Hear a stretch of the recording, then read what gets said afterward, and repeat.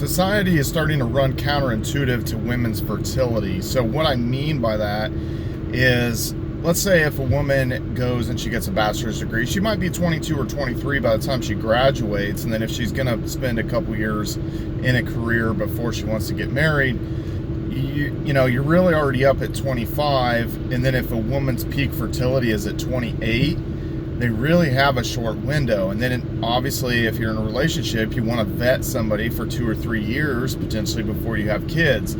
So it's almost got to be the perfect storm for these chicks who, you know, are going to college and then spending a couple years in a career where that's almost kind of the focus.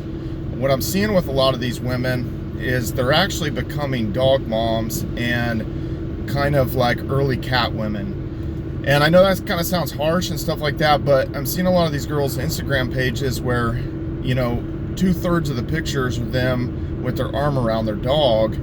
And then, you know, you kind of find out they're 29, they're attractive, and then it's just like they're saying they haven't been in a relationship for 3 or 4 years, and you're just kind of scratching your head.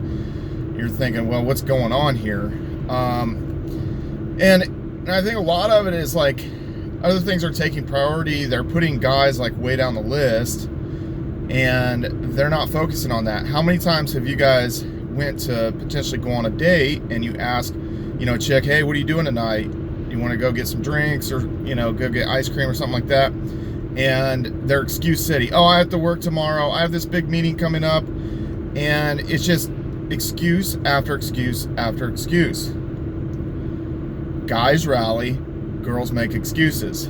And what I tell a lot of guys is like, you give a chick like maybe like one chance if it's a decent excuse, like a legitimate excuse, like, you know, hey, I'm flying out tomorrow at 4 a.m. I'm not going to be back for a couple days, but I really want to hang out with you, blah, blah, blah, blah, blah. You give her a pass. You say, okay, well, I'll keep in contact with her, see what happens when she gets back. But if it's just some lame excuse, oh, well, I'm tired from work. Next.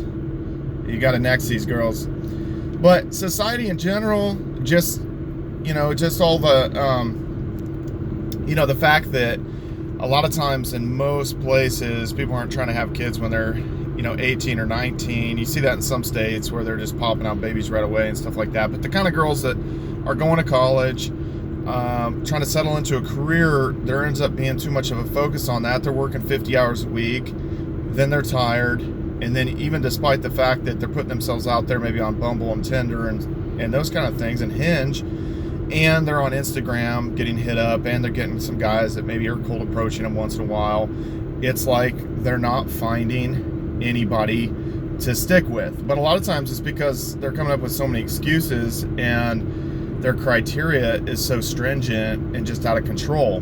You know, it's like, oh, well, I want a guy who's 6'2". He has to have a 6-pack. He needs to be a billionaire space cowboy as well. And I don't know. And then when they maybe kind of realize that their criteria was a little bit somewhat absurd and that they focus so much on their career, and then let's say they're like 29, they start freaking out like, oh man, I'm not married yet, I'm almost 30. They start freaking out about being 30, and the problem becomes, well, okay, if you're gonna end up dating a woman, let's say that's 30 and it's starting out at that point, you're kind of questioning yourself, you know, why wasn't she soaked up before? What was wrong with all the other guys? Because you can't, if a girl like that rejects you, what I tell guys is it's not necessarily your fault, because think about, you know, the fact that there's been thousands upon thousands of guys over the last 10 to 15 years hitting them up. We're at a point in our history that women have never been contacted and had so many options at any other point in history besides now. You know, if you think about it, you're talking, you know, chicks are on Instagram, they're on Bumble, they're on Tinder, they're on Hinge and all this stuff, and they're still getting the cold approaches at the gym or at college or that kind of thing. And, you know, their Snapchat and all that kind of stuff. And so they have so many options. And then for them to not really kind of like lock a guy down. It's not you. It's, you know, it's her, because there's hundreds and thousands of high quality men that came across their path and hit them up and said, what's up? And they were too busy. And they put the guy 5th, 6th priority, below the dog, the cat, their career, everything else. Anyway, guys, what do you guys think about that? Has this ever happened to you? Please subscribe to the YouTube channel, and see you later.